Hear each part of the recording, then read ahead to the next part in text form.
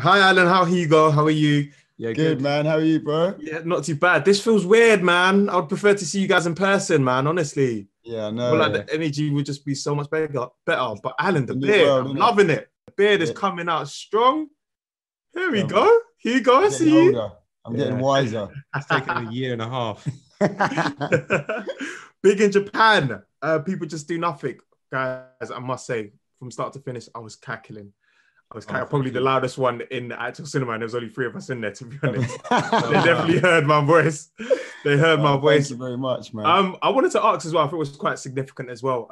Since winning the BAFTAs, do you think it's become a lot more challenging now to write the scripts that you do for people just do nothing? Do you feel like the upkeep of it has become a lot more demanding because you've won such a prestigious award, even though that was a couple years ago? It's a valid question, but not for us, because there's 5 of us, that we're a team, we're best friends, do you know what I mean? So we always just want to make something that we're proud of, do you know what I mean? Like, if anyone else likes it, it's a bonus. And I feel like that's really important to any creative process, do you know what I mean? When you start feeling the pressures or looking outside of it, you might lose sight of that, you know what I mean?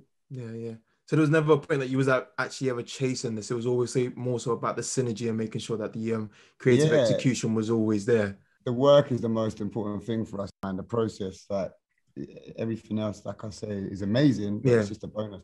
We never set out, for us, like, even though the BAFTAs are amazing, we didn't grow up thinking the BAFTAs is something, we didn't care about. We didn't even know really about I didn't really know the magnitude of a BAFTA. Until we started getting nominated, and then sort of like family going, "Oh wow, that's very Like, it's not something we ever aspired to. We aspired to just make something that we're proud of, Even just being on TV is amazing. Yeah. Can imagine living out your dreams. The on-screen chemistry is brilliant. I think the comedic timing is absolutely spot on. But was there ever a point, whether it could be in your early years, you might even still get some days today, that the synergy might not always be there? What happens in those moments where you have to feel like, okay, maybe that comedic joke didn't land properly, we might have to change that? Are you good at I definitely had that in the film initially when we were filming, because we had a long time off. I wouldn't say like chemistry wise, I would just, when you do this is just me, but when you've done a character for such a long time, like trying to keep them interesting and add different layers to them, sometimes I don't know how, like, this character I play is an idiot. So he's not going to continuously develop and become even more interesting. So I feel like I put a lot of pressure on myself, and I felt like things weren't funny initially. Yeah. But then when I started watching it back, I was like, actually, that was quite good. And it chemistry for us is, a lot of it is through the script, right? It's like how it sort of vibes with it. But when it comes to our chemistry, we're still always best friends in real life, and even off screen, we kind of know each other's rhythm of how we talk and how we kind of fit in the back and forth. So it kind of comes more out in the improv as well. Like you say, when there's certain times where it could feel a little bit stale, we just start fucking about and adding some improv, and then it brings it back again. And also it's the vibe on set. Like when there's a good vibe, good energy on set, you feel like comfortable to say outrageous, stupid stuff, and some of it works and 90% of it doesn't. And when it's your thing, that's the lucky thing for us, that we have we get to have that freedom and that fun on set, because we are all friends, you know what I mean? So there's the atmosphere has been created for that, Yeah, great.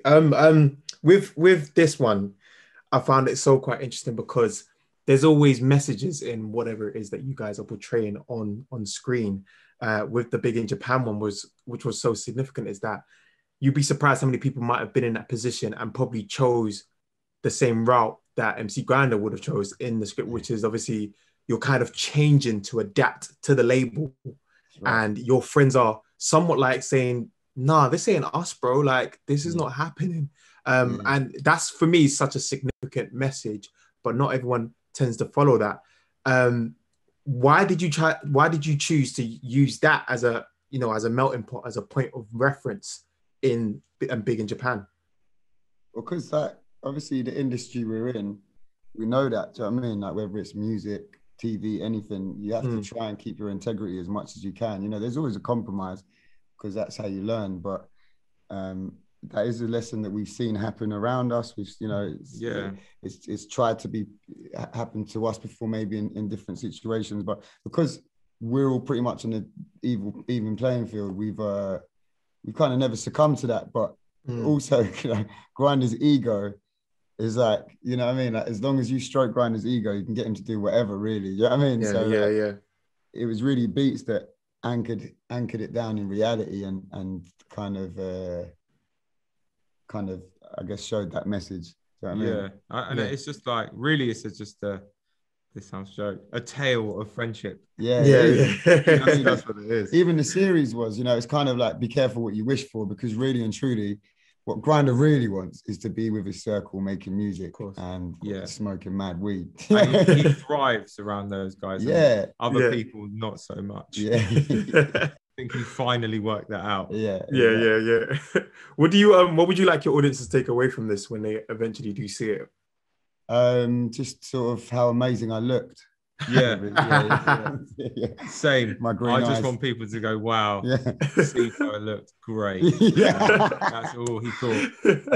I hope what to take away from it.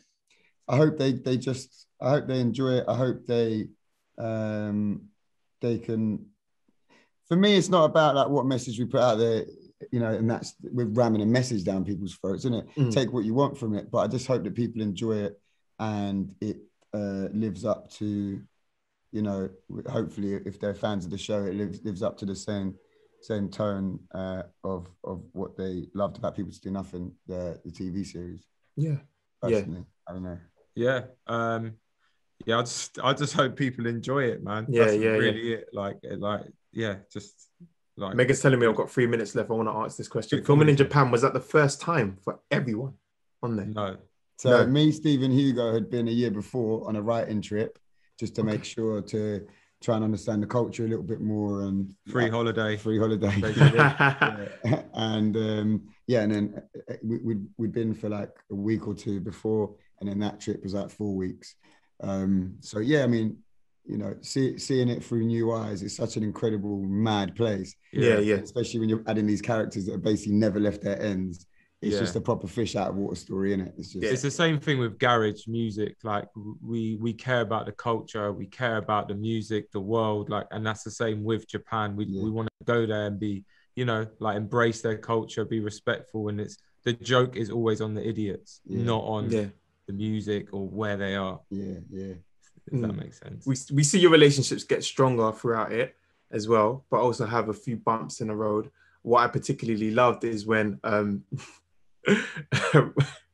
Alan didn't know his missus was coming, and then she came into the room, and there was that awkward moment where he asked Hugo to leave the room. Like bringing your girl on a lad's night out. It's like, what was going on? Like, I did. Also, like, like when you're a kid, they're basically giant teenagers, isn't it? Yeah. It's like honestly, they're really. On a holiday, you're like, but it's that innocence part about it as well, because we all have a teenage part in us, no matter how old we grow. Do you know what I mean? But the way that you guys still portray that is evidently seen, because it's like, come on, guys, like, definitely within me. It's like, you don't take anything seriously. You can't. And I think it's like a big thing for men as well, is that we touch on, is like the male ego. You know what I mean? And they're not wanting to grow up. But responsibilities come towards you, and you have to step up to the table, and you're constantly seeing that with them. Thank you, guys. Honestly, I feel like that is my time. I know you guys have actually been on Represent Radio before. That was a while back. We might have to get you guys back on if you're up for it. Anytime. Yeah, man, I would love that.